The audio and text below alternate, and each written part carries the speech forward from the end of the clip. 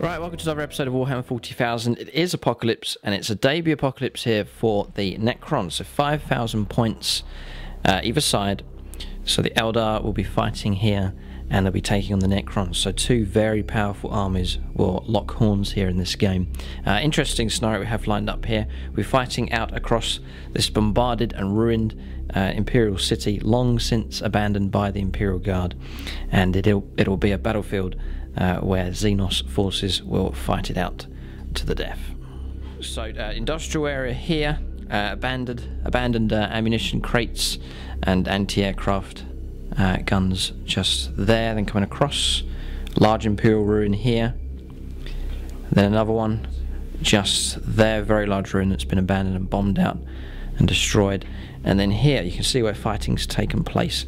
Tank traps and obstacles here, abandoned Imperial weaponry just in that crater there, leading off up the street towards the Golden Space Marine just there. But beyond this terrain, the forces of the Eldar will do battle with the mighty Necrons.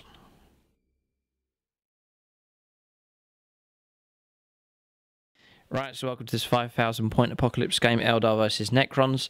I'm going to run the Eldar army here, and then James is going to join me to help out run this Eldar force. So it's a strike force here for the Eldar, some very mobile units geared up for this particular scenario, as we'll see. But one Crimson Hunter has been upgraded to an Exarch.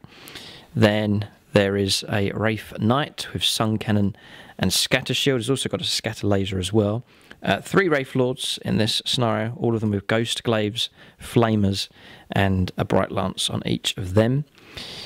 Then 10 Howling Banshees. There's an Exarch in there with an Executioner. Prince Uriel as well. He may join that unit. We'll have to see where he decides to go. Janzar, the Phoenix Lord, is present at this battle. Then a Scorpion Mark II super heavy tank for the Eldar, very low profile, deadly weaponry on there. The Revenant Titan is back to deal out death and destruction to the Necron Scourge. 5 Warp Spiders, there's an Exarch in there with Twin Link Death Spinners. Then 5 Shining Spears, there's an Exarch there with a Star Lance for them. Then 3 units of Scatter Bikes, so each of these jet bikes has scatter lasers, 3 units of 3. The Avatar of Cain is present as well. Then 2 units of 5 Eldar Rangers. Then some mobile units here, all mechanised up for the Eldar. 1 unit of 5 Fire Dragons with an Exarch and Fire Pike for them. They're inside a Wave Serpent. Wave Serpent upgrades is Twin Link Scatter Lasers for all of them. Shuriken Cannons underneath for all of them as well. So that's all 4 of these. The second unit is 10 Striking Scorpions. Scorpion Exarch is in there with his Scorpion's Claw. There's a regular Exarch has joined them also with a fusion gun and power weapon and Mandy Blasters for him. Then 10 Dire Avengers, there's an Exarch there with Shimmer Shield and power weapon. Then 5 Wraith Blades, and they're going to go inside this Wave Serpent just here. And then finally 1 Falcon just there with the Shuriken Cannon upgrade underneath. So that is 5,000 points of Eldar ready to do battle with the Necrons. Difficult to call this game here. 2 elite forces, 2 high-end armies here on both the channels. Both armies usually do very well. And Eldar usually do well at Apocalypse. Necrons, we're not so sure, because we haven't seen them in an Apocalypse game yet. So we'll go over and see what the Necrons have.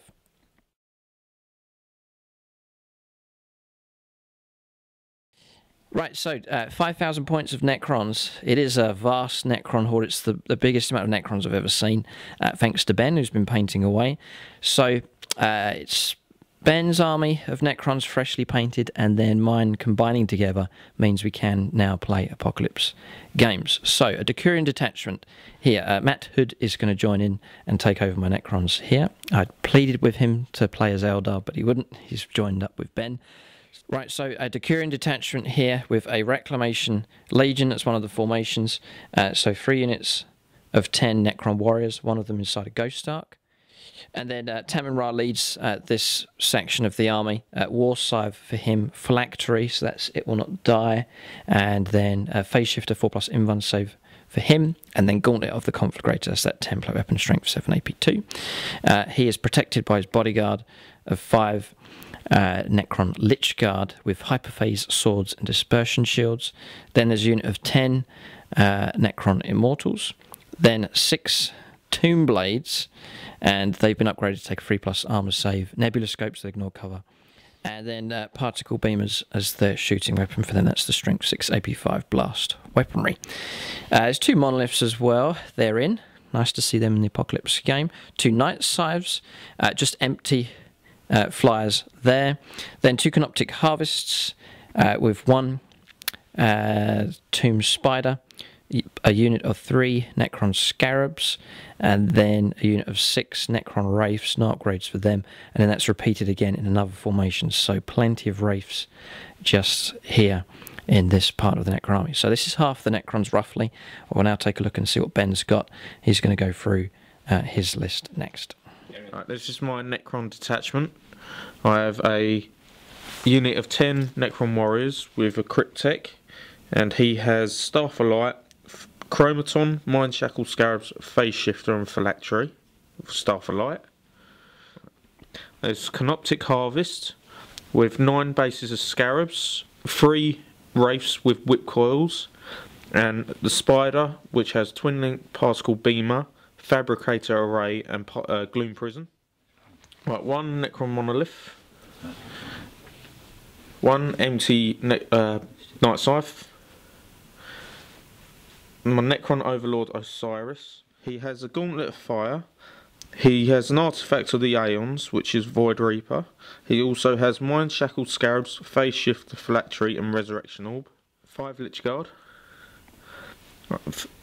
2 units of 5 Immortals, 1 with Tesla and the other one with Heavy Gauss Blasters. 5 Death Marks.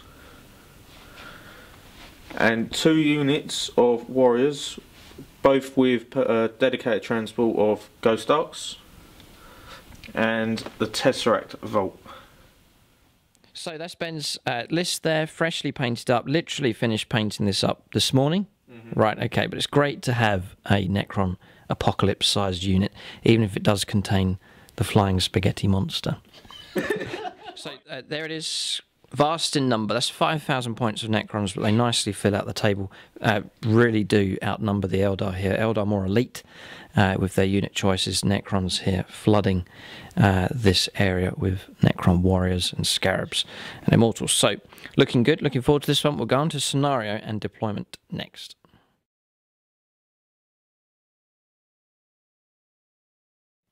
Right, so scenario in this Apocalypse game. The Eldar need to rescue one of their Phoenix Lords. It is Karandras. He's been captured. An Eldar force was in the area. It's been annihilated down to 1 man. Karandras survived and was captured by the Necrons.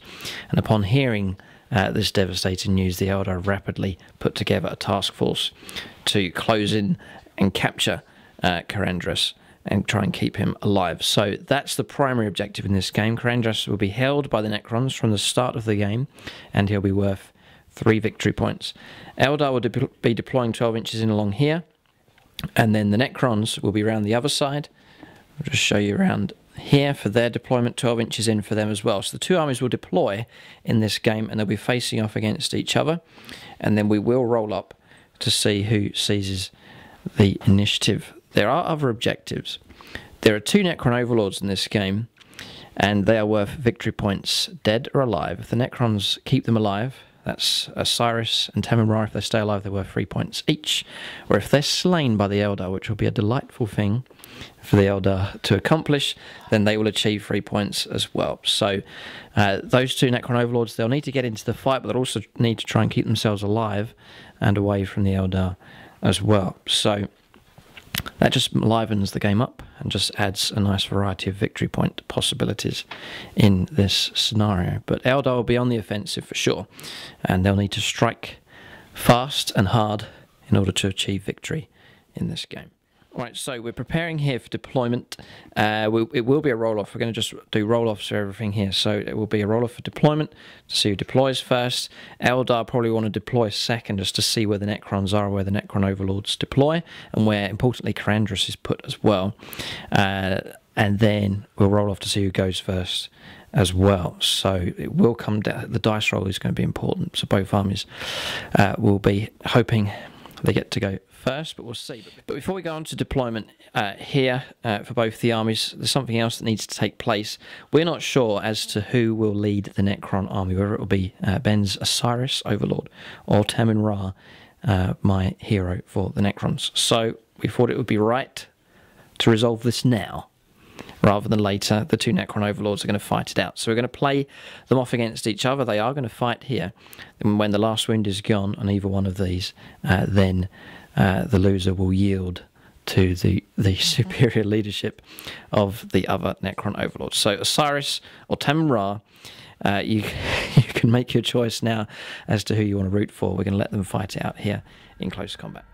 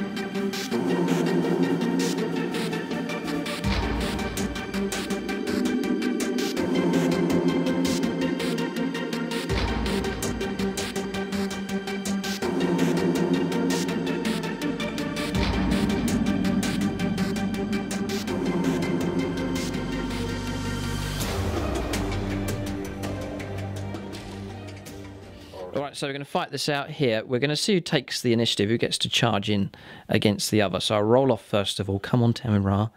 Ben rolls a 1. Yes, here's our chance. A 6. A good start for Tamin Ra. Yes, alright. So we'd say that Ben's Overlord is better. He does have better upgrades than Tamin Ra. But still, there's a fighting chance for him here. So Tamin Ra's going to charge in. There's no Overwatch for you there, is there? No, Gauntlet 5. Yeah, well, I'll leave Gauntlet at the Conflagrator because we don't want to use that up on our own Necrons. Notice the Lich Guard here have been set up around the edge just to keep them fighting in the middle. They're watching on each group of 5, chanting their leader's name in dark language. So both initiative 2, but I need to take a leadership test here because Ben does have Mind Shackle Scarabs.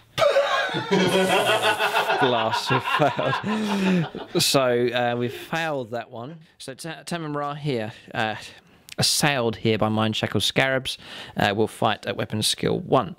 So that's not so good. So I might just want to try and survive this round, but we'll see what happens. We'll let Ben go first, politely here, initiative 2, 3 attacks. So he will need freeze to hit. Okay, so that's 2 hits. Wounding now on 2+. Yes, 2 wounds. A 4+ invuln save. Oh, 2 4s. Oh, very good. 4 attacks on the charge. 5s to hit. 2 5s. Not bad, Tamin Ra. Just the 1 wound coming through. Ben gets his invuln save of 4+, which he fails. Reanimation next, which he passes on a 5. Well done. So not a wound caused here. This could drag on for a while with these two fighting it out. We'll go on to the second round of combat now. Alright, so it's each turn. So Mind Shackle Scarabs here, which we pass this time on an 8. Alright, so we're just on 3 attacks each this time. We'll attack here. We get 1 hit. We do cause a wound. Ben needs to make a save, which he passes. So Ben's attacks next. 3 attacks for him. Oh, triple hit. And then 3 wounds. Uh-oh, could see the first wound coming on here. 4+ invuln saves. Reanimation, which we fail. No, I think we passed that 4+. No, 4 up here because it's a Decurion detachment. We may just let them... It's just they're not causing any damage against each other here. They're so rock hard. We'll fight another round here. They're beginning to weary now, bashing into each other. Alright, so not a wound caused here yet. Mind Shackle Scarabs have gone to another round of combat. We pass again. Our attacks coming through. Just the one hit. A wound is caused. Ben fails an invuln save. And he fails a reanimation. So a wound has been caused here on Osiris. The first damage has been done here. So wound just there. Ben attacking here. 1 hit. 1 wound. 4+ invuln. We pass on a 6. Ooh, Tamara's ahead here. Next round, Mind Shackle Scarabs. We fail this time. We'll try and hit on 5s. We still get 2 hits. We still get 2 wounds. Ben fails 1. Reanimation. He passes. Okay, so here's attacks now. 3 attacks. 3 hits. Excellent roll. 2s to wound. 2 wounds. 4+ invuln. Reanimation. Decurion detachment is helping Tamara here to stay alive. So tough. These characters still fighting. James, who are you rooting for? He's rooting, but he doesn't. He doesn't know who for. All right. So he says he's rooting for Osiris here. Right. So we'll now go on to the next round. So Mind Shackle Scarabs. We fail again. It's a good upgrade. That 5s and 6s, just the 1 hit. We do get a wound. Passes his invuln save here. They're so tough, these two. Right, Ben fighting here. 3s to hit. No, just the 1 hit. 2s for a wound. Failed the invuln. Pass reanimation. Oh, Necrons are rock hard. Next round. Mind Shackle. Pass this time. 4s. 2 hits. 1 wound. Fails an invuln. Passes reanimation. This could be a sign of... I don't think Eldar are going to want to go anywhere near these two in the battle here. Ben gets a triple hit. 2s to wound. They all wound. 4+ invulns. Uh-oh. Reanimation. Double! Double 6. What a fight here. Unbelievable.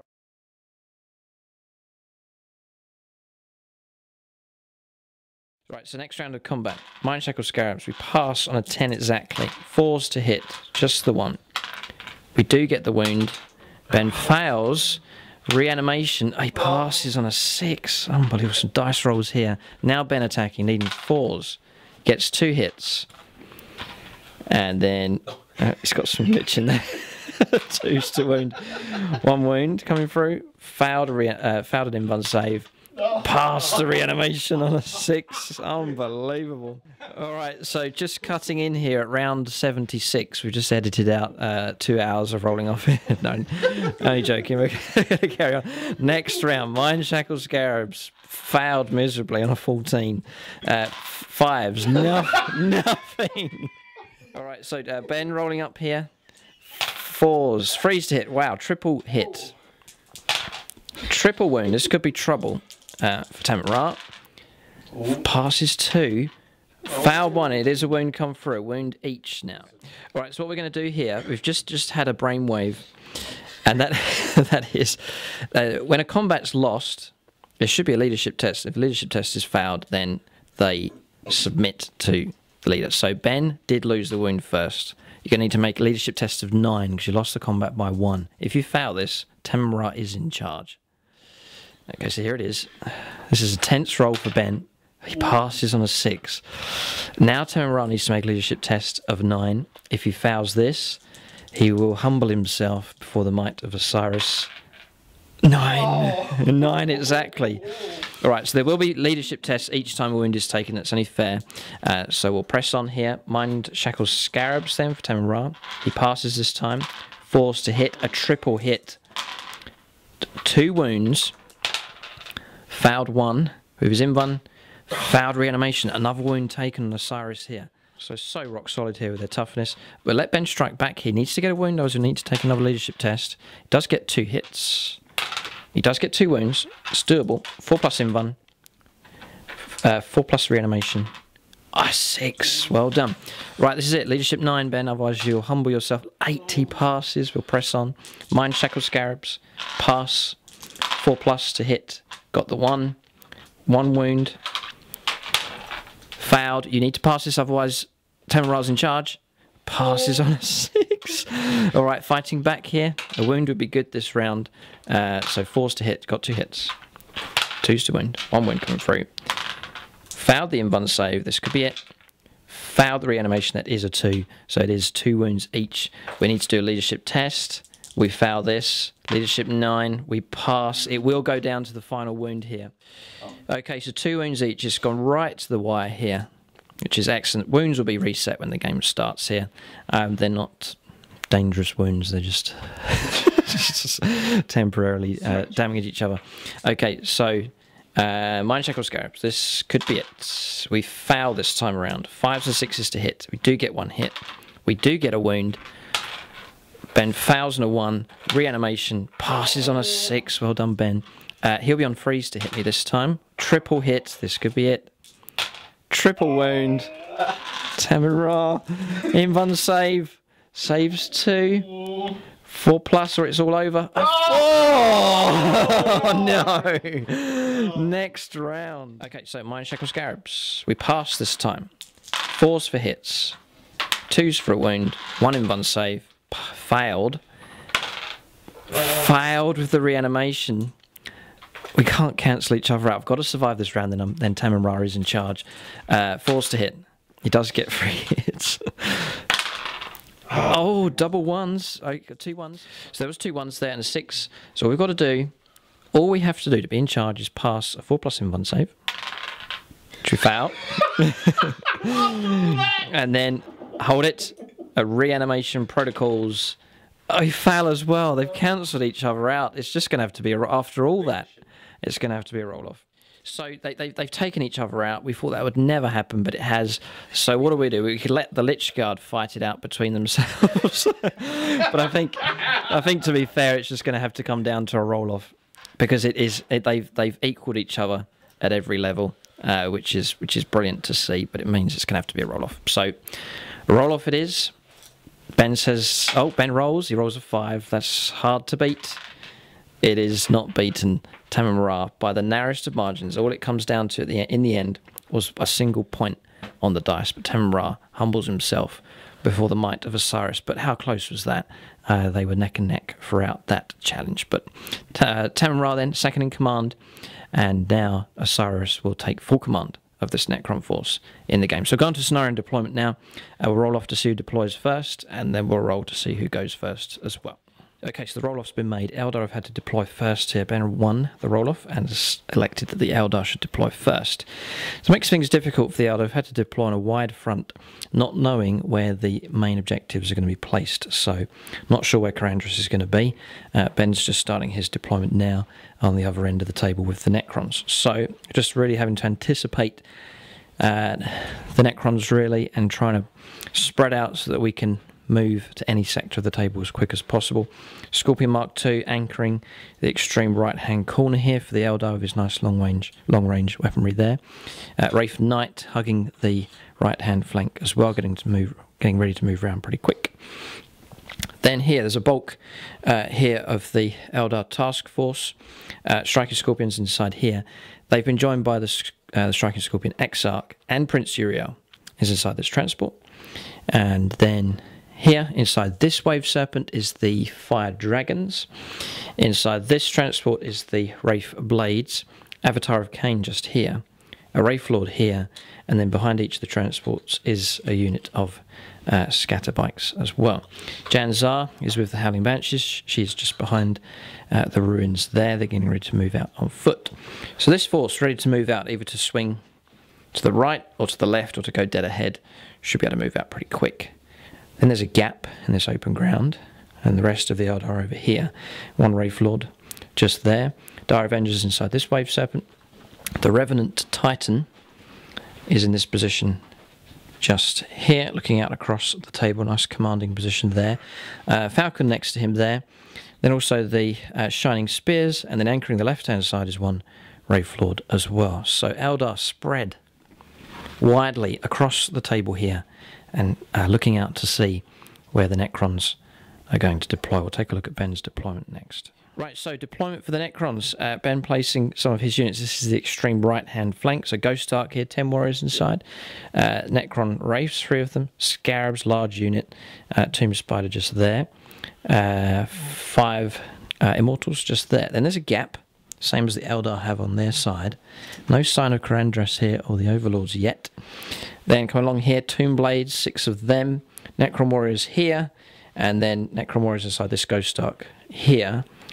Unit of Wraiths here, so Canoptic Harvest just there and here. Then Osiris is here with his Lich Guard bodyguard, and then Tamon Ra has been placed here and is holding Karandras. So all the points are in this corner of the table. Another Canoptic Harvest ready to move out. I think Ben may be planning a Wraith wall to move out and try and block the Eldar. And then another Ghost Ark here with 10 Necron Warriors inside. So Necrons spread out, but the value of the objectives is here for the Eldar to try and chase. So I think there's going to be a lot of hate in this game. Eldar not popular. Necrons certainly not popular. A lot of the negative comments are usually directed against Necrons, and we'll have to see. I think the hatred is going to intensify in this game here. So Osiris is in control of this army. All hail Osiris. He's deployed his forces out. Tamon Ra just ahead. Necrons array themselves here against the Eldar as the Eldar elite force attempts to try and break in to this mess here. What a nightmare scenario for the Eldar. Okay, it's just a bit more deployment. You can hardly see them, but Eldar Rangers have deployed. They're just here on multiple levels, and another unit is just there as well. And they try to blindside the Tomb Blades of their nasty ignores cover. There is a solid wall in between them, so they should be safe to some degree. Night fighting as well, we've rolled up for. It will be night fighting on the first turn of the game, so the battle will take place dawn here. Between these two forces. Then reserves for the Eldar. The Crimson Hunter will be flying on turn 1. Turn 2 guaranteed here for the Warp Spiders turning up. And then just across here, all of these units are inside their transports. Uriel has joined the Striking Scorpions just there. Okay, then for the Necrons, these warriors are inside their transports. Deep striking in turn 1 with this one.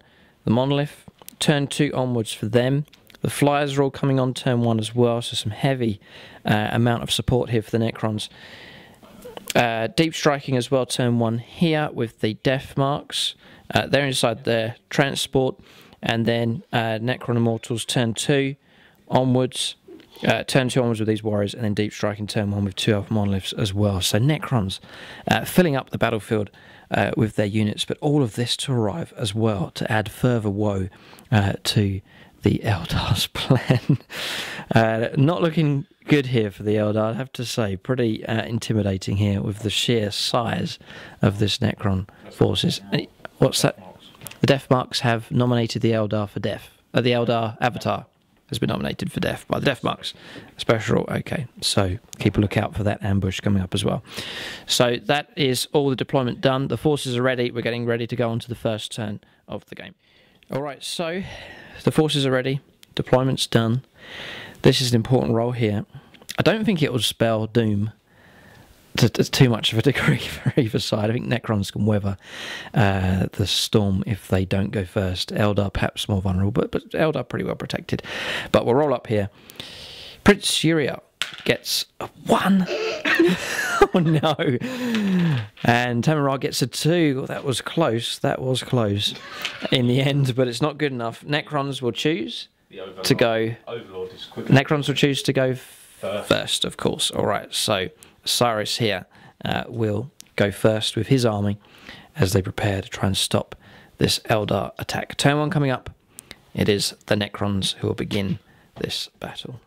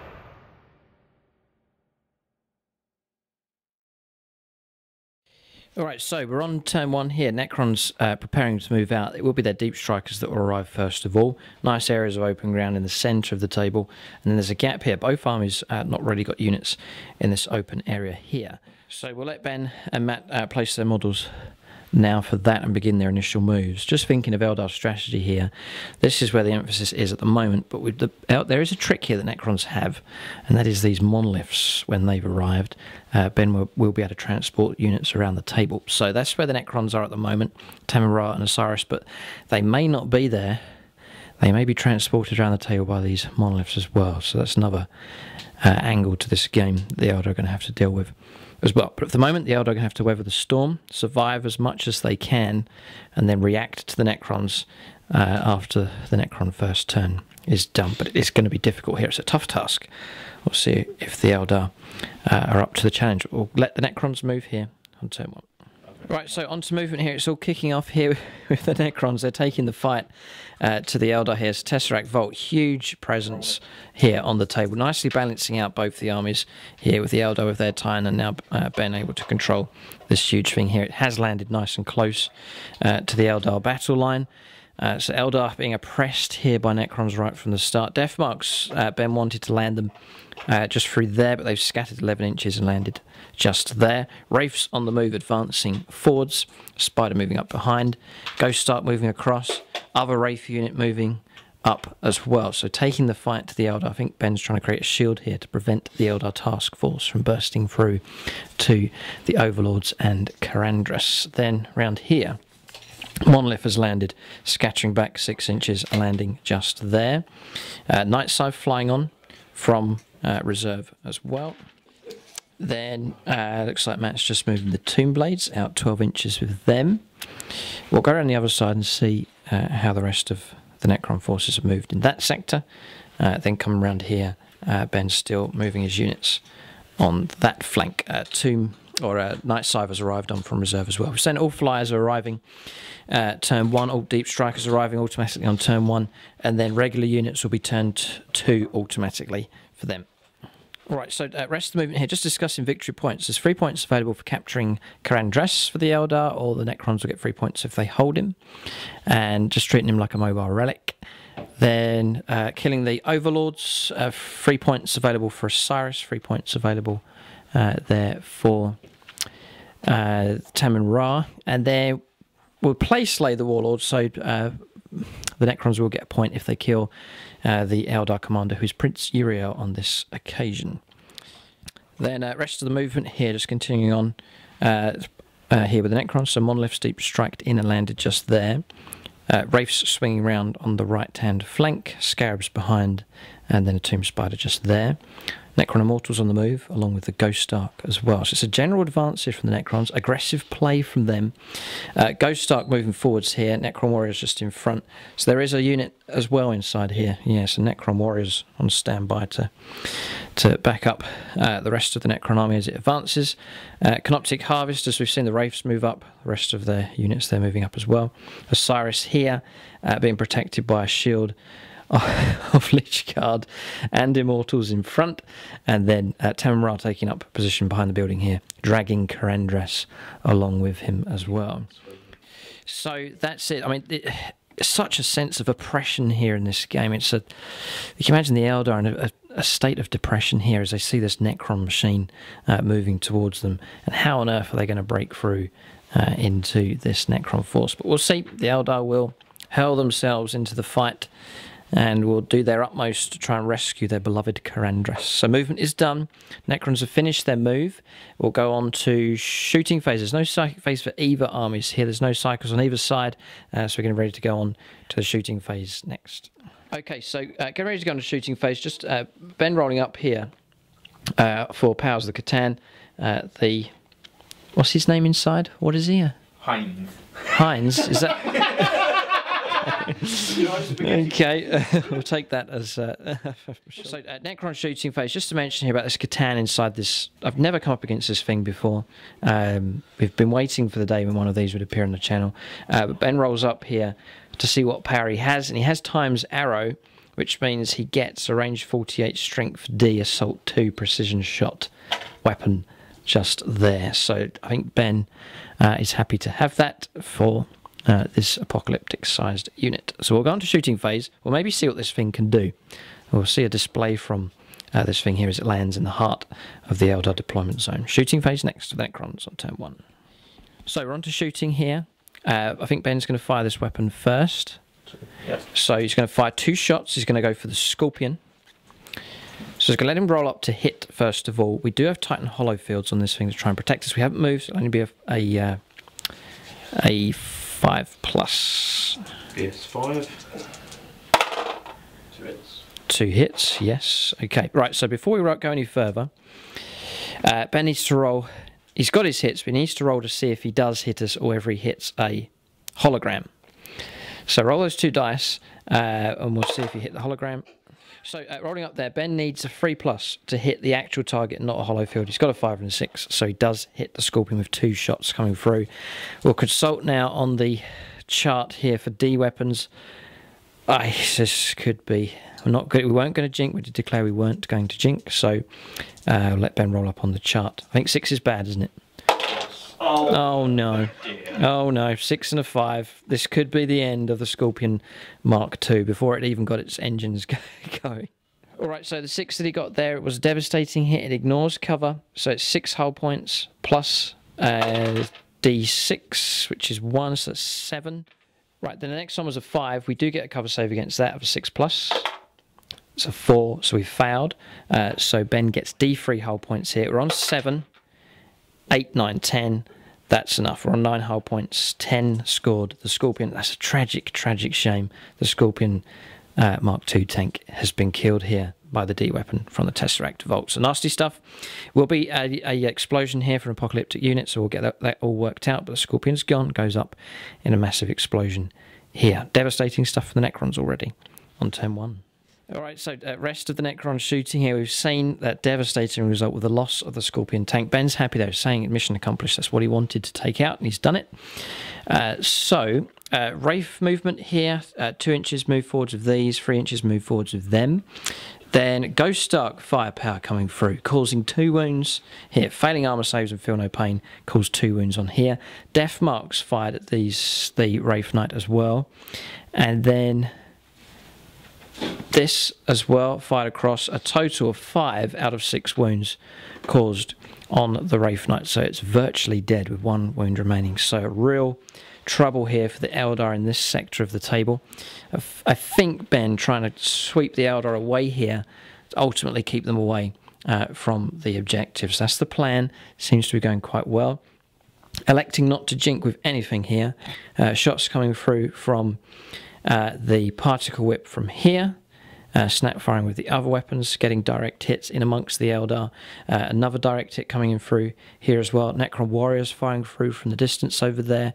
Then the 2 flyers, the Night Sires firing down at the transport vehicles. Also, not jinking, passing some cover saves. 2 hull points taken here, narrowly keeping this one alive. We did pass 1 hit that did come through in the open. We did pass a 6+ cover save for night fighting, kept that transport alive. So other than that, 2 cover saves passed here, 2 jet bikes that were wounded as well by the particle whip, but they passed both of them. So Eldar here have been preserved quite well.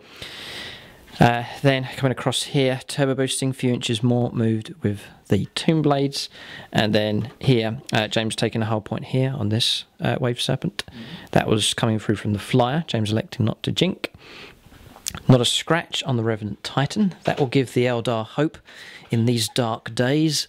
And then around here, Wraiths moving, sweeping around on this flank. Nowhere near as many Wraiths around here. James in control of this sector, by the way. But we're going to share the last remaining apocalyptic unit. Yeah, pulsar each, isn't that fair? Yeah. Okay. Right, okay. Then no damage here on the Wraith Lord. 2 casualties. 2 casualties down there. Right, okay, so Scout's been picked off. That was 5 from the Necron Warriors. Necron Warriors and Immortals. And Immortals. Oh, yes, Immortals on the advance just down there. All right, so Necron turn 1 finished. Run moves are done. Flat out moves done as well. There's no assaults. There's no charges on turn 1. The Necrons have made their mark on this game already. However the game goes, they've definitely made an impression here right at the start. The Scorpion tank lies in smouldering ruins. It was a Titanic explosion. A direct hit, it didn't scatter away, so it's just detonated, and then the Wraith Knight wasn't wounded. So turn 1 finished. It is sad, but still, hope is still alive for the Eldar at this stage. So we'll go now on to the first turn here for the Eldar. Prince Uriel needs to direct his forces, keeping the mission in mind. Rescue Karandras, who's buried in there somewhere in amongst the Necrons, and then kill those 2 Necron overlords as well. Eldar turn 1. Coming up next, just to mention actually, casualties taken here on Janzar's unit. Number of Howling Banshees killed. Fearless, they're not going to run, but a number of those Howling Banshees lay slain. That was a hit from the Particle Whip ordnance weapon just there. So turn 1 coming up next for the Eldar. We'll see what they can do.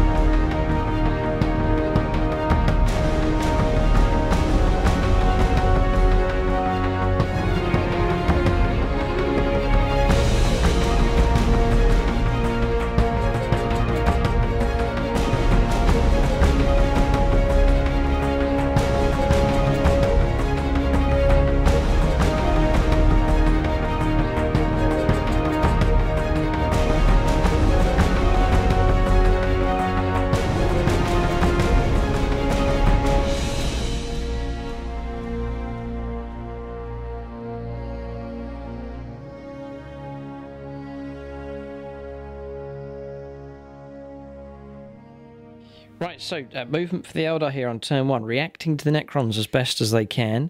Still filled with hope here. There's a decent Eldar unit, some characters getting ready to charge in against the Necrons here. What an epic attempt they're going to make here to try and rescue Karandras. They'll throw everything they have at the Necrons and try and kill those 2 cursed overlords as well. Wraith Knight, on his last remaining wound, will still take the fight to the enemy here, jumping up 12 inches onto the ruined industrial buildings just there. Crimson Hunter has arrived from reserve, flying on. And then coming around here, Jet bikes repositioning, getting ready to lay down supporting fire. They're going to try and lend fire support to the Eldar elite units as they advance, as well as the transports here. Disembarking 6 inches, moving slightly to the left with this Wave Serpent. Wraith Blades have got out just there. Avatar moving 6 inches, leading the charge. Moving forwards here with this Wave Serpent, disembarking with Prince Uriel. The Scorpion Exarch and the Striking Scorpions heading off in this direction. Wraith Lord advancing 6 inches as well through cover. So this is it. This is the tip of the Eldar spear here as they advance straight at the Necrons. Then here, just 4 inches rolled and swung around here with Janzar and the Banshees. And then disembarking from the transport before it moved, the Fire Dragons getting ready to try and take out the Monolith just there. And then their transport going up on top of the ruin, passing dangerous terrain. Then reacting to the Tomb Blades, the Dire Avengers, their transports moved, swung round, and then they've disembarked just 2 inches into the difficult terrain just there. Wraith Lord beginning advance towards the Necrons on this side, just shifting 1 inch here with the Revenant Titan, getting ready to fire off across the other side of the table. Then relocating with the jet bikes just here, the Shining Spears, they've gone 12 inches across in this direction. Falcon shifting to its left, getting ready to fire down the advancing Necrons here. Wraith Lord moving out as well.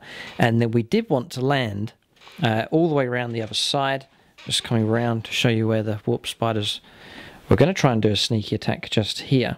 But we rolled a 2 on a mishap. We did scatter into the transport just there, and so Ben decided to place the Warp Spiders just here amongst the... It was a difficult, dangerous terrain test for them.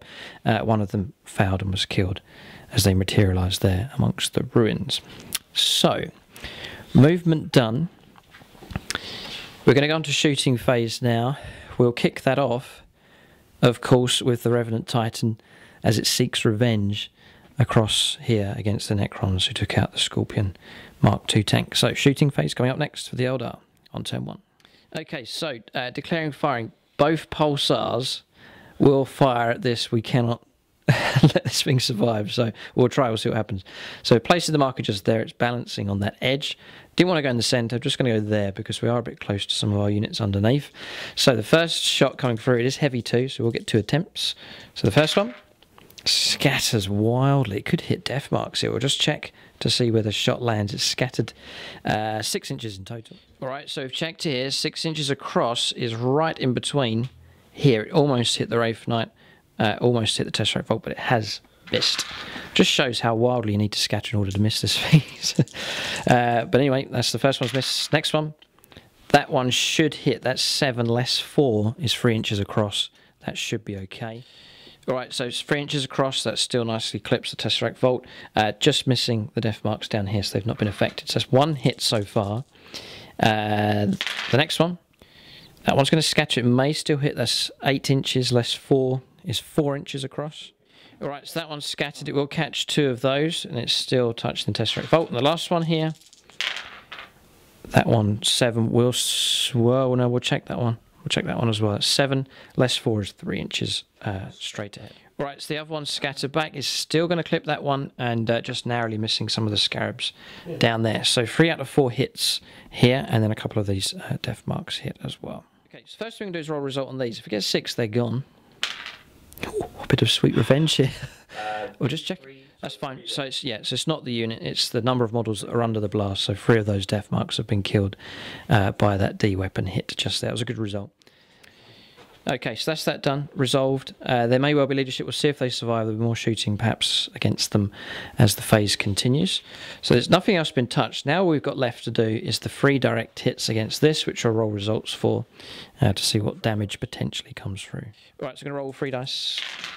We do get a 6, we get a 5 and a 3. This could be trouble here for the Tesseract Vault. How many hull points does it have? 9, okay. Right, so we'll do the result of a 6 here. 6 hull points caused plus D6 for the result is 6. That's 12. It's gone. Titanic explosion. The Titanic explosion. That was swift and deadly. But Ben can't complain. He did the he did the same here. Apocalyptic hits here. Units don't last too long when they're hit by these nasty things. A Revenant Titan reacting swiftly here. Tesseract Vault will explode violently, and the spaghetti monster will be splattered all across the battlefield here. We'll get the results done here. We'll roll up. We'll see what kind of result we get, actually. Surely not another 6. No, it's just a 1. Okay, so we'll roll up the explosions here. Right, so there it is. Titanic explosion. Didn't scatter in the end. Explosion where it was. Failed to damage the Wave Serpent just here, and the Wraith Lord was clipped. Death marks were just out of that blast range. So, blow for blow here. We've seen the Necrons score the first devastating hit, but then immediately the Eldar Revenant Titans replied and has destroyed the Tesseract Vault. That's evened the game up here, we reckon. Eldar still with the rest of their shooting phase to go. So the candle of hope still burns here for the Eldar. We'll press on with their shooting phase as they seek to take the fight to the Necrons. Right, so shooting phase continuing on here for the Eldar. It's been not too bad. Wraith Knight firing down, fired the Sun Cannon into the Scarabs and Tomb Spider just there. No damage. Ben passing multiple reanimation protocols with them. That was the power he granted his Canoptic Harvests on his turn 1. Scatter Laser did fire through into the Ghost Start, getting hits just so that we can potentially charge it. Death Marks are still alive here. Scatter Bikes firing. They fired through, actually, at the Tomb Spider just there, but Ben passing 5 3+ armor saves. Then come around here, we ran there with the Wraith Blades, 6 inches in through the cover, pushing ahead. Wraith Lord fired through here against the Monolith and missed. Then we fired the Avatar, fired through. He caused a weapon destroy result and a whole point taken just there. And then the Autarch here with the fusion gun got a hit, got a penetrating hit, and then Ben rolled a 6+ cover save for night fighting. Would you believe? 6 there, but has saved the Monolith, keeping it alive. Monolith taken out down here, thanks to Assured Destruction special rule.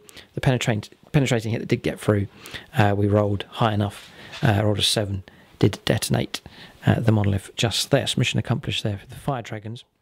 Then relocating here with the Shining Spears. They were over here and they've jetbike moved across.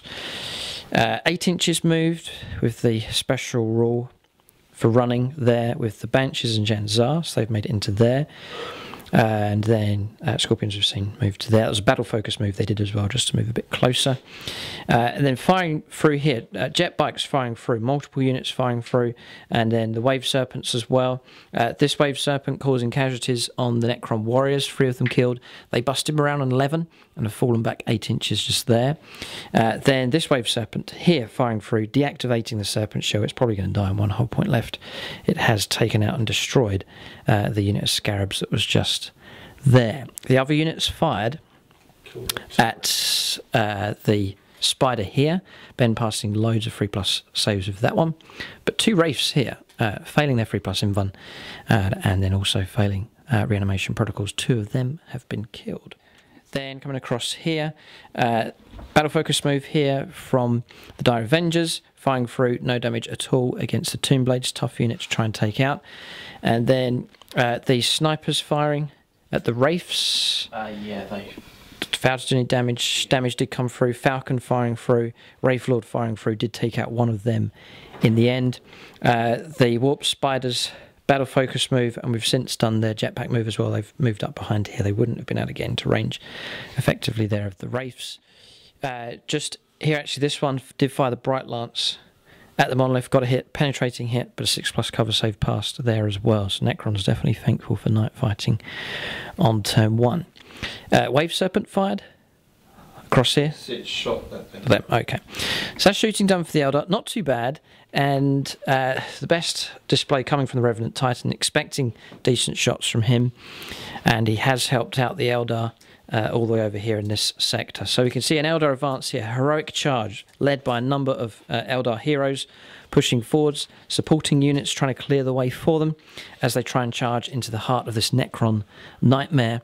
And then Eldar down here taking damage. Necron's looking strong with loads of Wraiths in this sector. And then over here, just sort of not too much distance being closed down here. Necron's on the advance, but really the focus is at the other end of the table. We do have assaults coming up now. Chance for the Eldar to charge in at a number of points on the table. Roll up some charges and Overwatch next.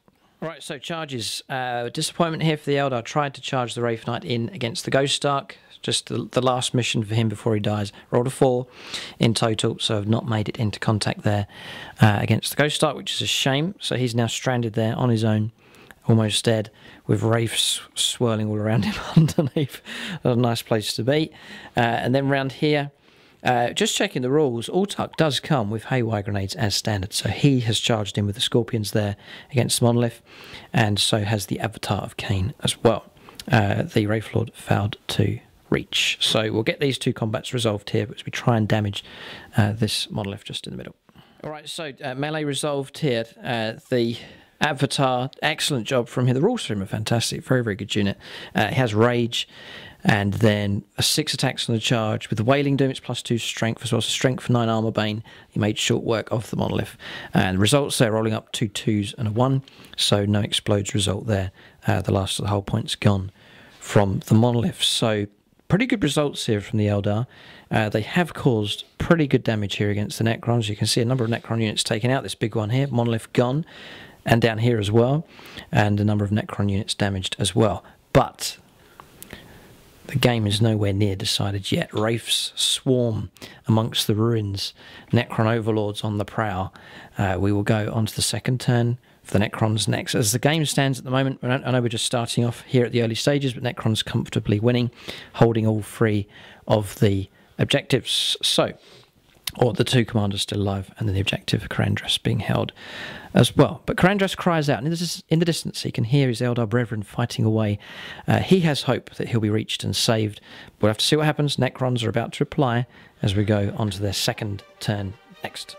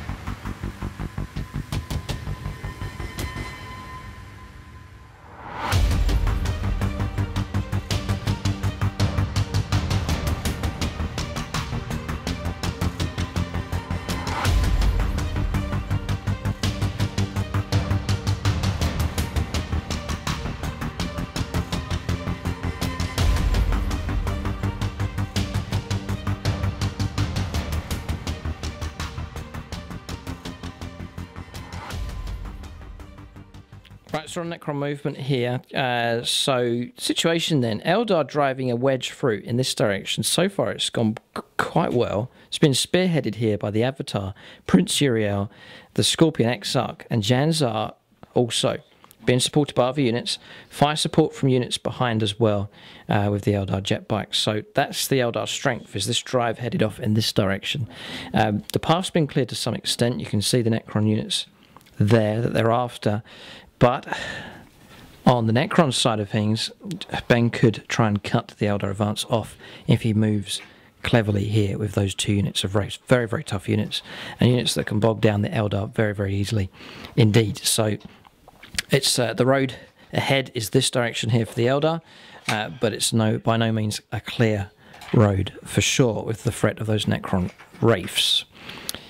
Not sure what they're going to do with the Tomb Blades. Decisions to make with them. Necron's just working on their advance here on this flank as they try to close in the gap here against the Eldar. So Necron's acting more aggressively on this side of the table. I think they're trying to take out Eldar units around here and then try and take on the Revenant Titan that's taken up position on this flank. Right, so movement around here seems to be pretty much done. These have turned up from reserve automatically on turn 2, and they've come out of the monolith just there. So unit of 10 Immortals has arrived. Scarabs moving up with the Wraiths. Their reanimation protocols here for the turn. Okay. Spider just here. Necron Immortals here moving up. So some tough Necron units now, and a pretty strong presence of them on the table. Moving here 6 inches and disembarking the Necron Warriors. So really taking the fight to the Eldar just down there. So it looks like movement done in this sector. Right, so more Necron movement here. The Tomb Blades moving through in this direction. Just sort of cautious and moving from them, but I think Ben is lining up to shoot perhaps down here with them. Then here the flyers turned and gone this way. This flyer's come across from here. They're a bit of a scourge here for the Eldar, just with their 1 flyer against the Necrons 3. This one moving across and going just to here. So they're still staying on the table, ready to lend some fire support. Ben just advancing his Necron Immortals. Is he going to advance with Osiris? His Overlord will have to see. Disembarking here, looks like, from the transport with these Necron Warriors. So 1 unit falls back. They've rallied, by the way, but a second and repaired. What, back to full strength? Yep. Oh, dear. Forgot about that. They're rebuilding here, destroyed Necrons. It's going to be a tough unit to try and, or tough army to try and take on. So then disembarking here with this fresh unit. They've been placed just out of here at the moment. Rest of the movement here, Scarabs moving through, swinging around 12 inches, nice and fast with these Wraiths. They've made it to there, potentially to charge into Eldar units here. Holding ground with these, just through there. Getting ready, I think, to charge at the Wraith Knight. Then holding ground here with the Ghost Ark. Immortals advancing, and looks like Osiris has moved forwards slightly. Then here disembarking with the Necron Warriors just there, and that is about it. So movement done. Necrons not holding back here, still happy to take the fight to the Eldar. We'll go on to their shooting phase next, see if they can inflict more damage against the Eldar. We'll see what they can do. Necron shooting phase coming up next. Right, so shooting phase here, not too bad for the Necrons, but the Eldar Weathering the Storm, not too bad. Death Marks firing through here, took out one of the jet bikes. We didn't jink, 1 killed, and we passed morale, so they've held. Then across here, Wraith Knight has gone with 40 wood though, just with 1 wound remaining. It was fire here from the Ghost Ark, and the Warriors taking him out, just failing a 3+ save and feel no pain. The Night Side firing down, hit the Fire Dragons 4 wounds, but passed 4 out of 4 3+ armor saves with them. 2 Scorpions were killed. That was fire from the Necron Immortals just down there. Necron Warriors firing through, Ghost Ark firing through, trying to cause damage here against the Wave Serpent, and no damage taken. We didn't jink with that one. We tried to jink here, fire coming through from another Night Side, been caught at this angle here, firing cross. Failed to jink one of the glancing hits that came through the last hull point taken. That Wave Serpent has been taken out. And then across here, the Avatar has taken a wound. That was fire from the Necron Warriors in the end, firing through against him. So Not too bad, actually. Eldar have weathered that pretty well. There will be some assaults coming up, Ben's saying, or some attempts at least to get into combat. Then across here, devastating damage being caused here by the Tomb Blades. Loads and loads of hits coming through. James failing loads of saves there with them. Just one stands left, the Exarch, defiantly in the crater there amongst his dead Eldar brethren. James particularly devastated about the loss of all of those because I did use Ultramarines blue to paint them. Then across here, Wraithlord, any wounds on him? None, he seems okay. The Revenant Titan's not been touched. Wraithlord over here has taken a hull point. That was fire from the Immortals that landed. Necron Monolith firing through. Looks like there's a hull point been taken just here. Did you jink with this one? No. Hasn't jinked, still alive. Hull point taken just there. Wraiths are set to charge. Or did they run? Yeah, okay, they haven't run. Okay, they're ready to charge as well. All right, so shooting phase done. Ben saying there's a lot of charges to take place. Roll those up, get Overwatch sorted out here, see what units make it into combat as the Necrons try and blunt this Eldar attack. Right, so charges here. I'd almost made it into combat with these, but didn't make it against the Wave Serpent.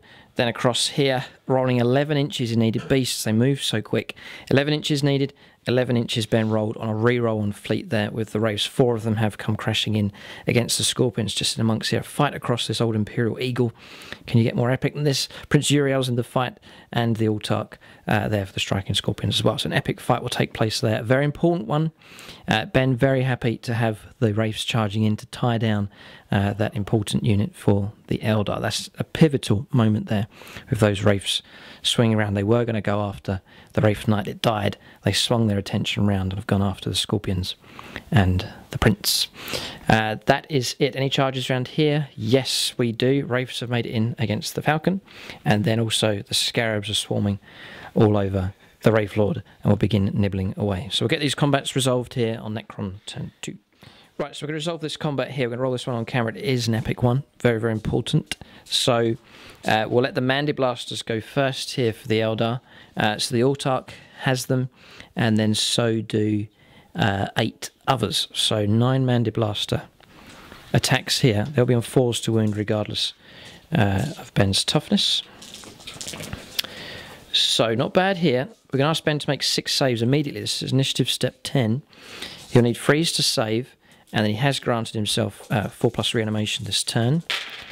So he fouls 1 and fouls again. So a wound taken at this early stage. There's 4 Wraiths for the Scorpions to try and chew through here.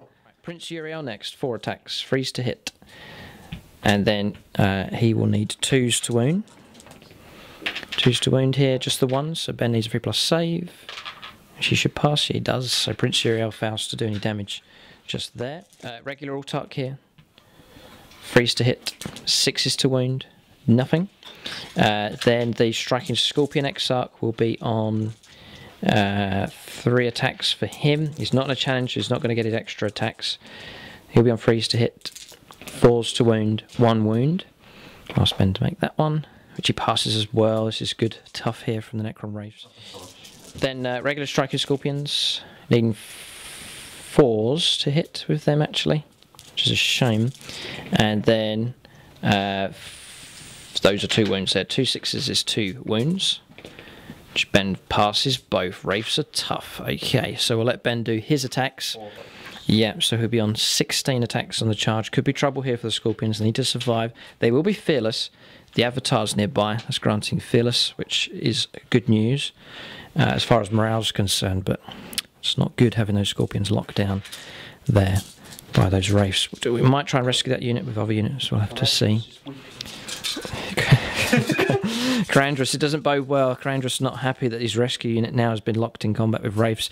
Ben will fight now with his 16 attacks on the charge. Needing 4s. A fair few misses. A lot of misses actually. Yeah. Okay, and then 2s to wound. Okay, a few more fouls. Right, so we'll put those onto regular 3+ armor saves.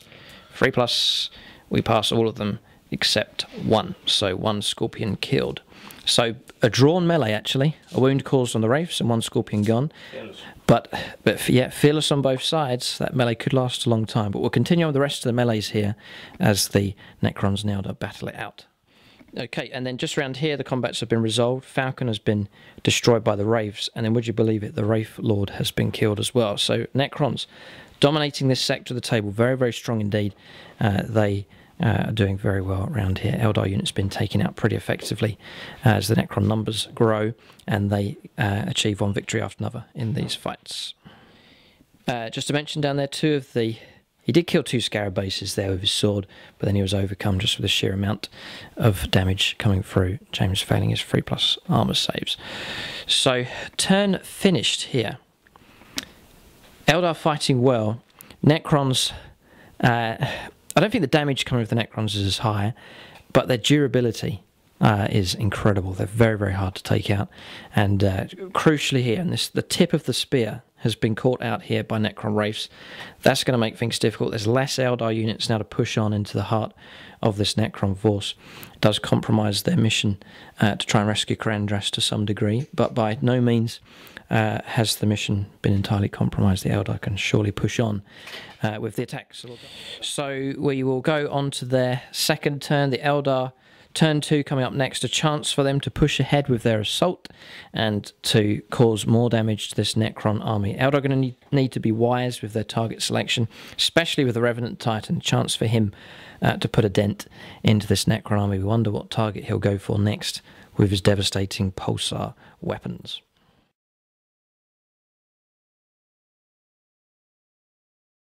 Alright, so moving for the Eldar here on their second turn, a chance for them to try and push ahead. Wraith Lord moving across through the dangerous terrain just here, moving on to try and stop the Wraiths. There is 6 of them, strong Necron unit just here. In reaction to that, Eldar jet bikes clumping together and pulling back, ready to lay down a ton of scatter fire against them. Wave Serpent pulling back 12 inches as well. Just holding here with the Fire Dragons. They may better get some hits up against the flyer just there. Revenant Titan has moved 36 inches, pulling away out of trouble from the dominant Necrons on this side of the table. Wraith Lord has moved out to try and take on the Necron warriors just there.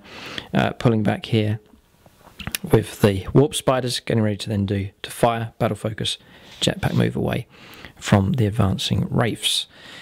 Then across here, the Shining Spears have diverted their attention. They were headed off this way, but a target's come up. They're going to try and take on the Tomb Blades. Also, the lone Dire Avenger has advanced as well. We'll try and cause some damage against them as well. Not wonder how much damage he can do, needing 6s to wound. But anyway, that's them done. Across here, the melee continues. Wraith Blades were here, but they've rolled a 6. They've now got through to just there. Potentially could charge ahead or may try and support the striking Scorpions as they fight away there against the Wraiths. Avatar of Cain's moved up an inch away from the Necron warriors just there, and the benches of Janzar are just here, getting ready to charge as well. So movement done, and then just in the distance actually there you can see the fighter there.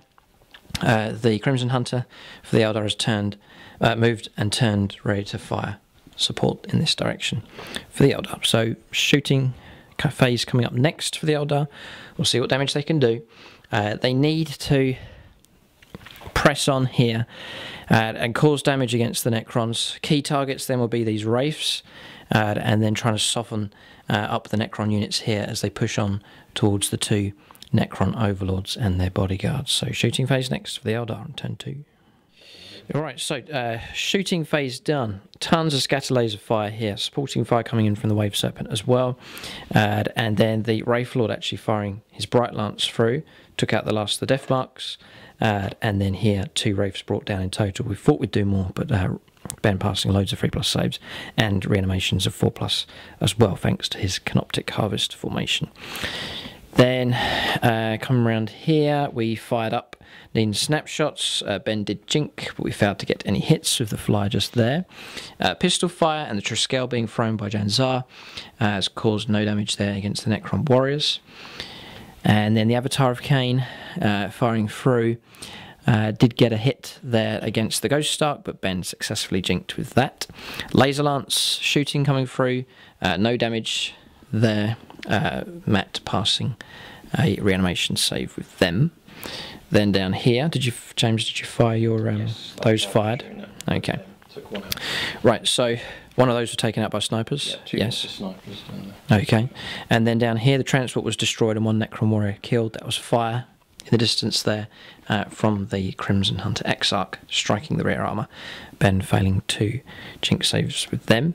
Battle focus move with these. They fired, causing no damage against the Wraiths, and then pulling back 5 inches. They still have a jetpack move to make as well. And the Wraithlord Flamers did no damage. All right, so... yes, the Monolith was killed. Right, so Pulsar Fire came from the Remnant Titan, taking out the Monolith, penetrating and destroyed that. And then across here, firing through, targeting the Wraiths. I think we took out one of them in total, and the other damage coming through from the jet pikes and Wave Serpent just here. So, yeah, and Death Marks as well. One of them was killed, being caught in the blast from the Pulsar. So...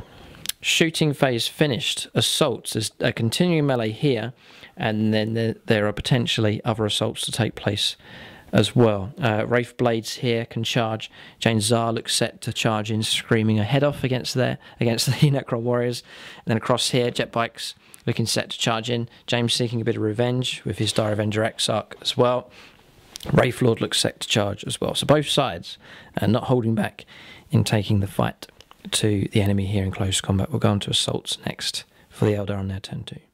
Okay, so multiple charges taking place here for the Eldar. It's looking good for them. They're reaching in combat in multiple sectors of the table. So Wraith Blades here have reached the Wraiths there to try and support the Scorpions and Prince Uriel. Jane Zart, no Overwatch allowed there as the Banshees charging against the Necron Warriors. They charged first, opening the way for the Avatar of Cain to charge in against the Ghost Stark. Then round here, the Shining Spears have ploughed into the Tomb Blades, along with James's revenge-seeking Exarch there for the Dire Avengers, and the Wraithlord has made into combat against the Necron Warriors. So charges have gone ahead here. We'll see what damage the Eldar can do. We'll go on to their assault phase now and close combats. Okay, so do this combat down here. Scorpions fighting against the Wraiths. Initiative 10 with their Mandy Blasters. 4s. Not too bad at all. I'm going to ask Ben to make 5 saves here of 3+, and then he does have reanimation protocols. So failing 1 and failed that one. So wound taken. I think that's a base gone there. So 1 Wraith brought down. Prince Uriel next, needing 3s to hit with his spear, 2s to wound, gets 1 wound coming through. Ben's rolled a 5 just there. Okay, so passed. Right, so Exarch fighting next, gets 2 hits and gets a wound. Strength, no, he doesn't. No wound, no, he needs 6s to wound. Strength 3, toughness 5, so nothing from him. We'll let the Scorpions go now as well. Regular striking Scorpion attacks now, needing 4s, and then we will need 5s to wound. Then 5s to wound. Yes, 4 saves of 3+, followed by 4+ here for Ben, so he's rolling up. Passed all of them. It's a rock solid unit. Okay, so we charge through cover with the Wraith Blades, so Ben can go next at initiative 2. Right, so Ben's doing all 9 attacks here against the Scorpions, needing 4s. He's got 4 hits. He'll need 2s to wound. 6s are good. Oh, 2 6s, 2 Scorpions brought down. Chance to try and save the others with armour. Heavy aspect armour, failed with 1. So 3 Scorpions brought down. That's painful there. Ben gradually nibbling through the regular Scorpions, trying to get to the Exarch, Autarch, and ultimately Prince Uriel as well. Right, so Wraith Blades charging in. They have Rage, actually, and +1 on their strength. So 4s to hit with 20 attacks. Not too bad. Just a bit below average there. Be 4s to wound, strength 5, toughness 5. AP 3, but Ben's got that Invuln save. 5 saves here. Try and bring down 1 more of those. So freeze to save with an Invuln. Fouls 2, and then 4+ reanimation fouls it, so another base gone. Wraiths are fearless, they'll carry on, but then another whole model brought down. There's 2 of them left. So that's that combat done. It's gone not too bad for the Eldar, but still 2 of those Wraiths left to fight on there. They're doing a good job of holding up the Eldar elite units. We'll press on here with the rest of the combats. Alright, so we saw that combat finish there. Continuing on, a number of the Wraiths being brought down, but not running and locking those Eldar units in combat. So then moving on, Jane Zar and her unit took out 5 of the Necron warriors. They busted morale and then were hunted down on the higher initiative there and wiped out, consolidating 1 inch of Jane Zar's unit. Then across here, excellent results here from the Shining Spears, devastating charge from them, taking out 5 out of 6 of the Tomb Blades, but Ben passing morale with them just about. No damage coming in there from the charging Exarch for the Dire Avengers. Then across here, Necron warriors were defeated in combat, and then they ran and were hunted down on the higher initiative of the Eldar Wraithlord as well. So as far as damage is concerned, Eldar dishing it out pretty good in combat this turn. That's added to damage they've done in combat, but is it enough? They are making progress, but we really do think this melee here is pretty crucial. Wraith's doing an excellent job of locking down some very good Eldar units. It has blunted the power. Imagine if these Eldar units had been able to get in amongst Necrons just there, but they haven't. The Wraiths have blocked them off pretty good. That marks the end of the second turn for the Eldar. Both sides, it has been an epic encounter here between these 2 forces, 2 very highly powered armies delivering damage to each other on truly an epic scale, and it's hard to call at this stage. Necron's still holding their objectives, keeping their Necron Overlords alive as well. So despite the Eldar success so far, Necrons tactically are still winning, but that could all change if the Eldar attack continues to press on and do well. We'll see. But for now, we're going to hand back over to the Necrons. We'll see what they can do on their 3rd turn. They've got to try and contain the Eldar here, who are making progress and who are pushing forwards, and they're taking out units pretty fast at the moment with shooting, but especially in close combat here at the moment. So Necron turn 3 coming up next as the game hangs in the balance.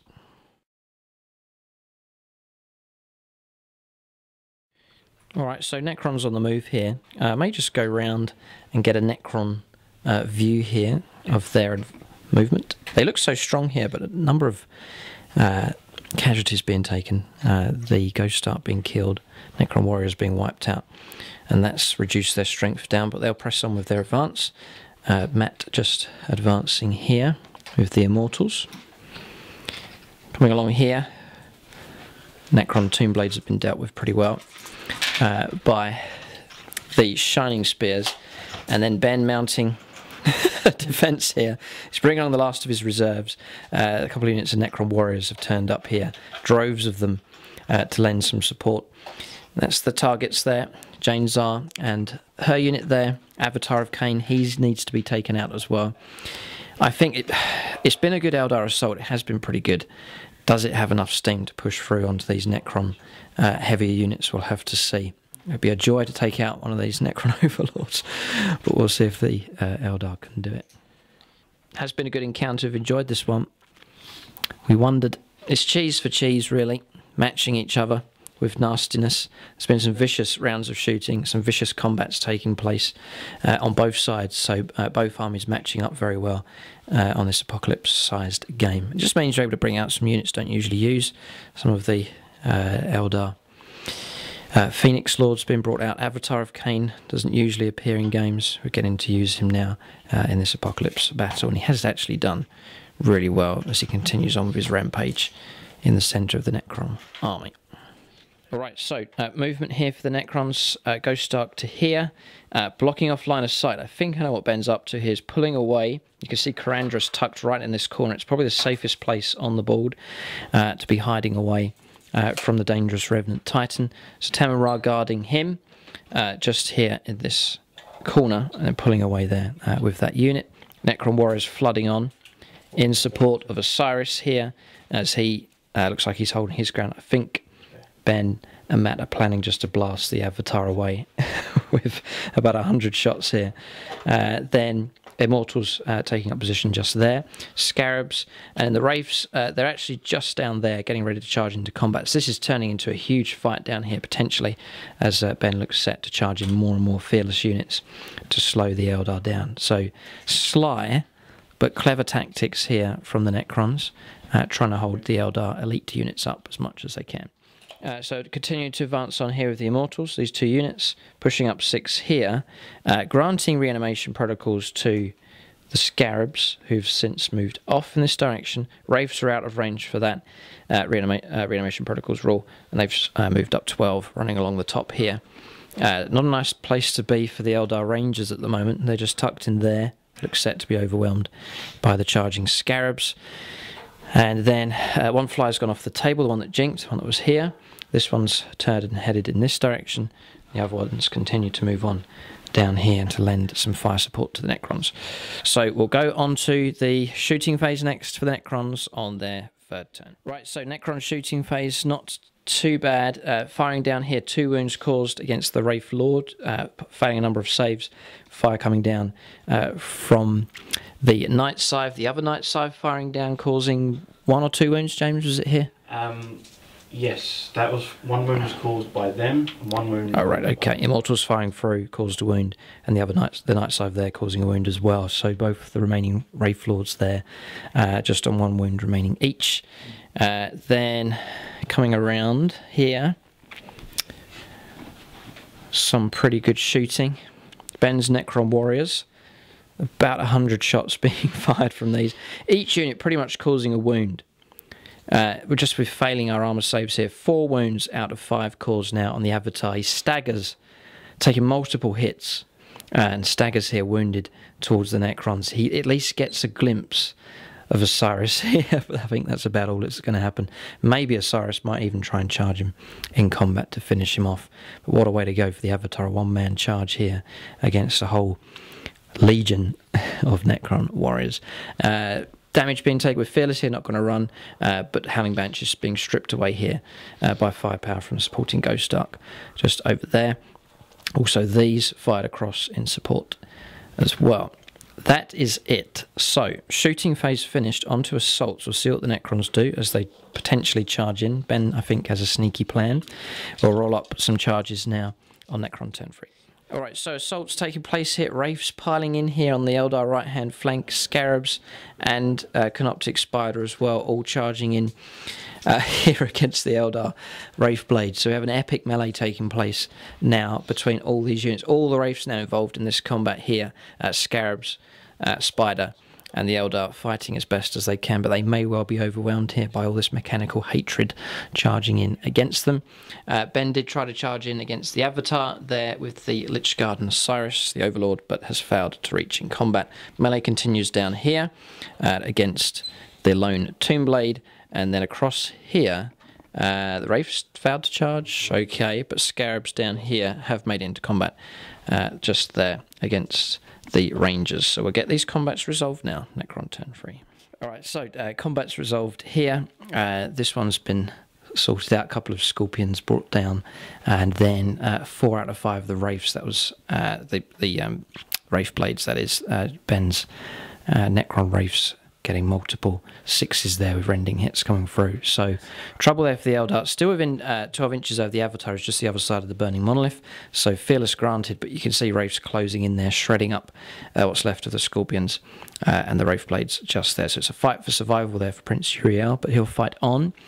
Scarabs fighting away as well, just really locking that unit down. All those units down in combat there for the Eldar. Then around here, melee drags on here, trying to take out this last Tombblade. And then the last combat down here against the Rangers, they have been wiped out. So, combat is done. Devastating damage done on both sides. Units being wiped out very quickly on both sides of the table. Now we're going to press on to the Eldar 3rd turn. Chance for them to push ahead. A gravely wounded Avatar leads the charge at the moment, but what is left to join him as the Eldar advance? Not too much. Good units locked down in combat. Other units here, not too much support left as the Eldar desperately try and rescue Karandras and also try and take out these nasty Necron Overlords. But the Revenant Titan's still on the table. Might be able to dominate the table with some deadly pulsar firepower. Eldar turn 3 coming up next.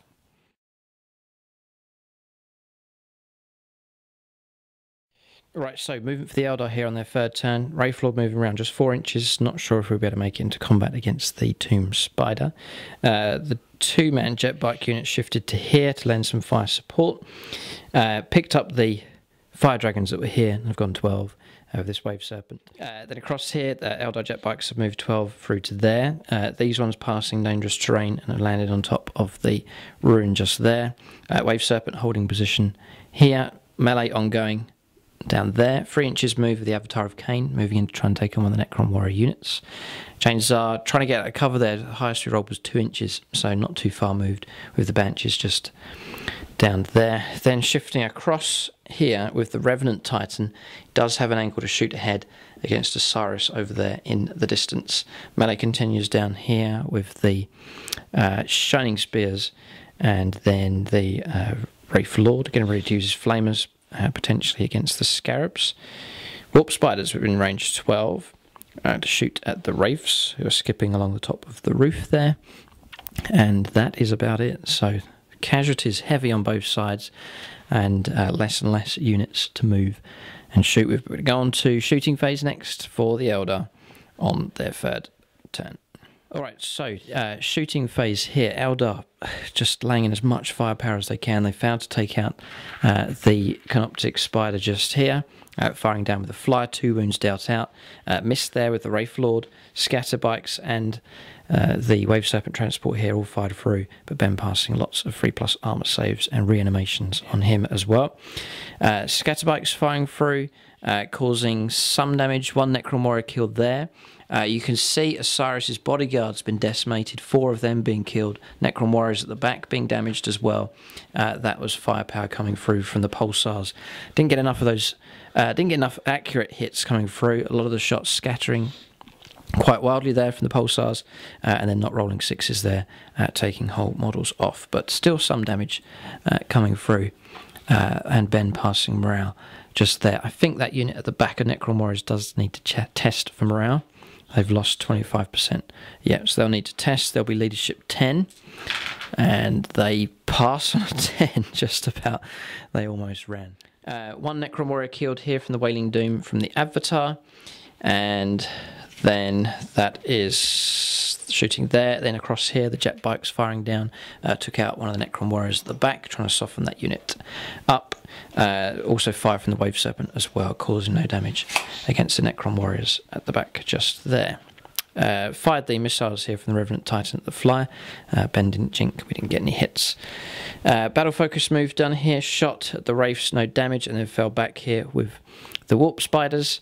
The Wraithlord here took out base of the Scarabs with his Flamers, and we reckon that's all the shooting done. So shooting phase finished. We'll go on to assaults. We've got this battle royale here as the Scorpions, Prince Uriel, and the Exarch, and the last of the Wraith Blades, or Wraith Blade, the lone Wraith Blade, fight away there against the Wraiths caught out in that combat.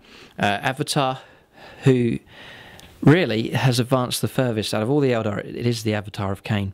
On his last remaining wound, we'll try and charge the Necron warriors just over there, and then continuing on with the melee just here. And the Wraithlord looks set to charge in against the Scarabs as well. So combat's coming up next for the Eldar on their turn 3. Alright, so combat's here. Almost charged in 8 inches, but wasn't quite enough to reach the Tomb Spider just there. Melee continues here. Jane Zar, rolling an 11 after a fleet reroll, has made it in against the Immortals just there. So a late surge from that Banshee unit. Avatar of Cain's made it in. No damage there on Overwatch. And then continuing melee here. And then the Wraithlord has reached in combat there against the Wraiths. So we'll get these combats resolved next for the Eldar on their third turn.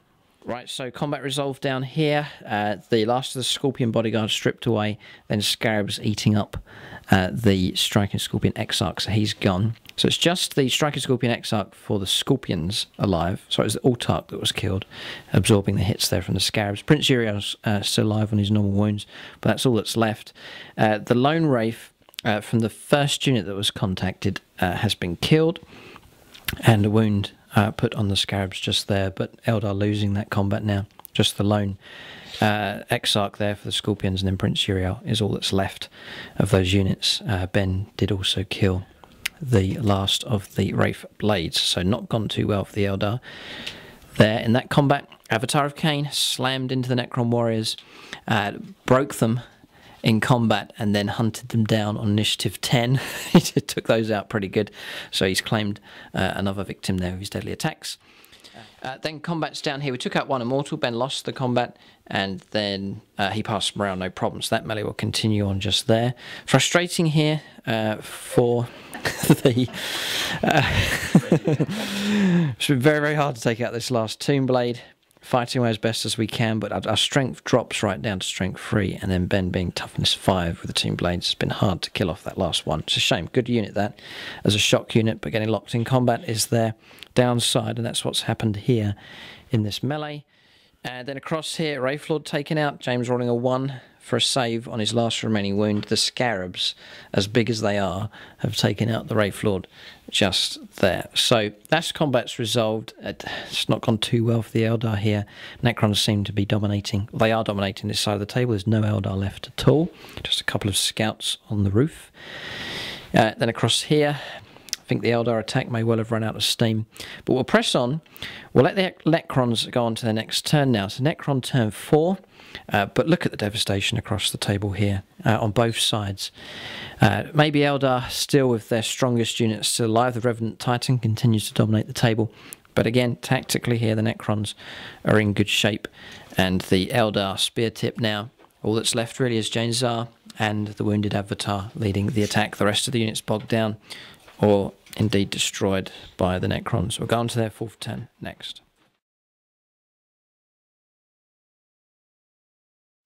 Right, so movement for the Necrons on turn 4. The Tomb Spider moving forward 6 inches into the terrain just there. Then coming around, Wraiths swinging round, posing a threat now to the Revenant Titan. Scarabs moving through 12 inches with them also. Necron Immortals continuing their advance, Spider moving up. Necrons claiming this flank here, cleared out the Eldar all the way up to the ruin just there. Melee continues on here against the Tomb Blade. Then around here, Cyrus here squaring up against the Avatar of Cain. I've got a feeling that Ben will be underhanded here, and we'll try and blast him away with Necron Warriors so that he doesn't have to get into combat. We'll see what he decides to do with the wounded Avatar. Janzar continuing to be locked in combat against the Immortals. Melee continues here with Prince Uriel and the Striking Scorpion Exarch. Flyers turned up from reserve, from ongoing reserves here. It's going to try and take out the Elder Flyer. And then holding position here with Karandras, still under armed guard here with Taman Ra and his unit just tucked in this corner. You can see why Ben has placed him here. It's the safest spot on the table, away from the Revenant Titan, who's out of line of sight. So good stuff. I mean, there's not many buildings that provide a solid line of blocking piece of terrain, line of sight blocking piece of terrain, but this one does. And Ben just angling himself just there, so he can't be shot at. Not that the Revenant Titan would want to shoot at them, because Karandras is with the unit. So movement phase finished. We'll go on to shooting phase next for the Necrons on turn 4. Right, so shooting phase here. Necron Immortals firing up, taking out one of the Rangers just there. And that's pretty much all the shooting around there from the Necrons. Not a scratch here against the Revenant Titan in this particular game. Ben going after other targets. Then here, Necron Warriors. Didn't need to fire in the end against the Avatar. It was actually fire from this Ghost Arc. We failed an armor save and he is gone. So Ben may well line up for a charge here to try and take out or engage in here against Janzar. Okay, then here Osiris is elected to run and falling back in this direction. Then across here, weapon destroyed and 2 hull points taken on the Crimson Hunter. That was damage coming in here from the Night Scythe. We jinked 2 of the penetrating hits, but 2 did get through and caused that damage just there. So shooting phase finished. Not much this turn for the Necrons. We'll go on to assaults next. I think Ben has multiple charges potentially here. Melee continues just there, and then the frustrating melee just continues along here as well. We'll go on to combats next. Roll up some charges if there's any. Yeah, we'll roll these up now. as we go on to assaults next for the Necrons on turn 4. Right, so charging in here with the Tomb Spider, has made it into combat and not been hit there by the Wraithlord with the Bright Lance. Melee continues here. Necron Warriors have made it into combat against Janzar just on this side, and the Wraiths tried to charge in needing double 6 and they failed against the Warp Spiders just there. So we'll go on to combats next for the Necrons in their turn 4. Okay, so combat's resolved here. You can see Prince Uriel and the Striker Scorpion Exarch are dead. They've been wiped out there by the combined attacks from the Tomb Spider, Scarabs and Wraiths. So that's that hope extinguished. It was a draw here with Jane Zar. She took out an Immortal, and then Ben causing a wound back with all of his attacks there. So draw melee just there. Then round here, Hammer of Wrath failed to wound. And then the sword, the Ghost Glaive there of the Wraithlord, taking out the Tomb Spider. So that one's gone. And then consolidation of 6 inches. Consolidation of 6 inches here with both of these units. James actually took out the last of the Tomb Blades, and that's freed up these 2 units here. But it's a bit too late here towards the end of the game for that. So melee's all finished. The turn's finished. The Necrons here on turn 4. We'll go on to Eldar turn 4. But we reckon the game has slipped from their grasp. But even at this stage, victory may well not happen for the Eldar. But the Revenant Titan, we'll see if he can fire another round to try and take out Osiris. He is in range and in line of sight just at the top of the table there. So Eldar turn 4 coming up next.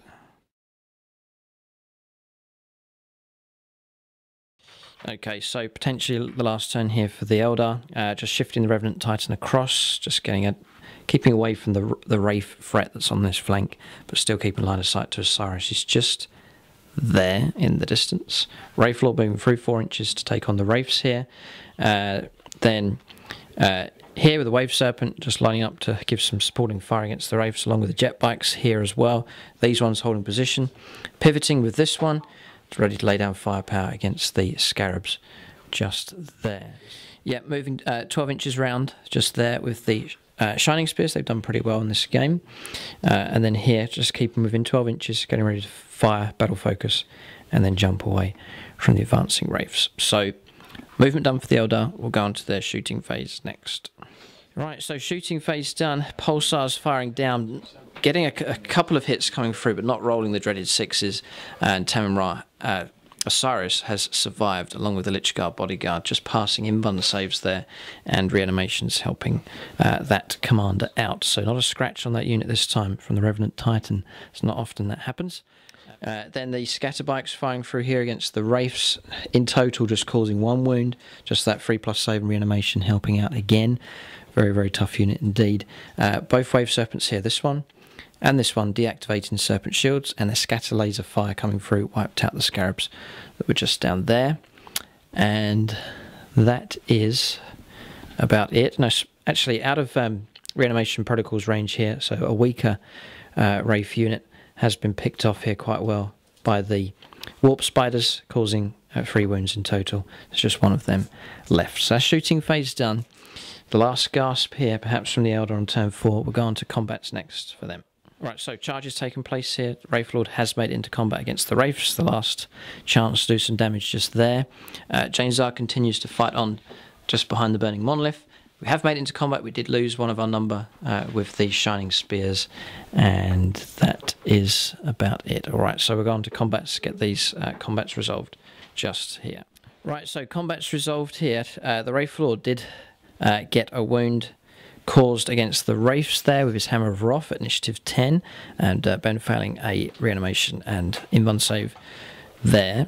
But then in response, Ben shredded the Wraithlord and killed him. So then Ben consolidating 3 inches with the Wraiths. So the last of the Eldar Wraithlords there taken out. Then round here, Shining Spears, no damage taken on them. They took out 4 of the Necron Warriors, but Ben has held morale with them, so they lock them down in combat. Then Necron Warriors have run here. They busted morale. They've gone back 10 inches. But the Necron Immortal, the last one standing, he lost 2 of his number, but he survived and has passed morale. So locking Jane Zar down in combat just there. So that's combat's resolved. The Eldar attackers came through strong at the start, but they were locked down by Wraith units. That slowed down their attack and took away the sharpness of that spear tip. And really, this is all that's left of the Eldar attack. We don't think it's going to be enough to break through here against the Necron Overlords. So it looks like Karandras will be safe and the Necron Overlords will survive. So just looking at the situation here, I reckon the Eldar, their attack has been blunted here quite effectively by the Necrons. Crucially, it was the Necron Wraith swinging across that blocked a lot of the Eldar attacking units, bogged them down in combat, which is what Necrons are so good at doing. And then the Eldar units that did make it through, the Necrons did deal with them pretty well. It was a desperate fight, a desperate attack here as the Eldar tried to rescue Karandras, but he will remain in Necron hands here in this sector of the planet. But very enjoyable here, a vicious fight between these two forces.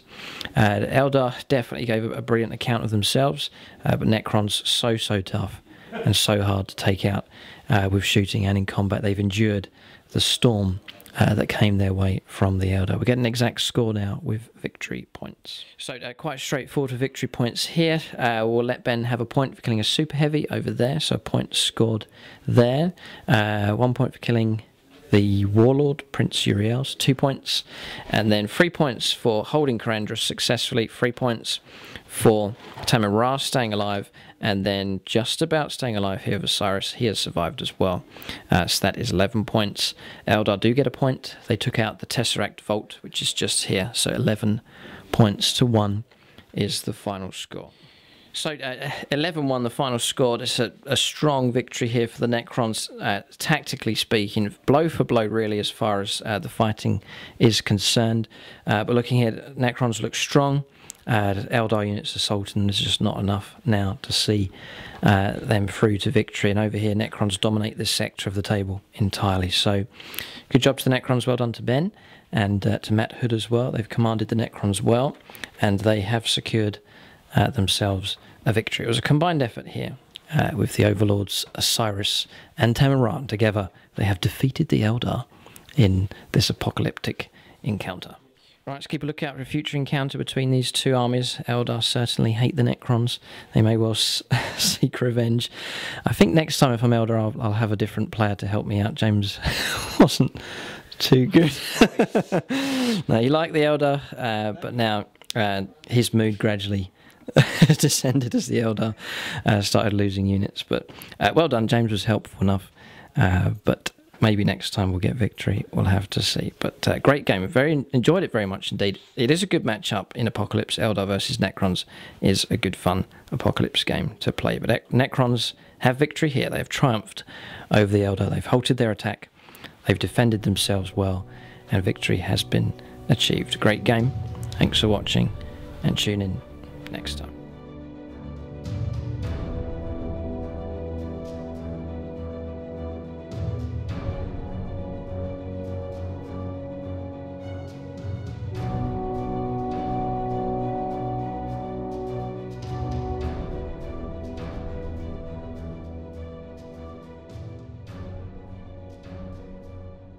Alright, so units of the game here for both sides. You could give it to the Revenant Titan, but expecting him to do well for the size of unit that he is. We're actually going to give it to the Avatar of Cain, leading that heroic charge. Despite all the damage he took and the wounds, he ploughed on, taking out multiple units, overrunning Necron warriors, destroying transports, and fighting right into the heart of the Necron army. He died ultimately, but what a hero he was and performed very well indeed. And then for the Necrons, the Canoptic Harvest formations are very, very powerful indeed, absorbing so much damage and fighting well in combat. And crucially, it was the Wraiths that locked the Eldar units down and prevented the full force of their attack from breaking through. So Wraiths get it for the Necrons here. That's units of the game for both sides.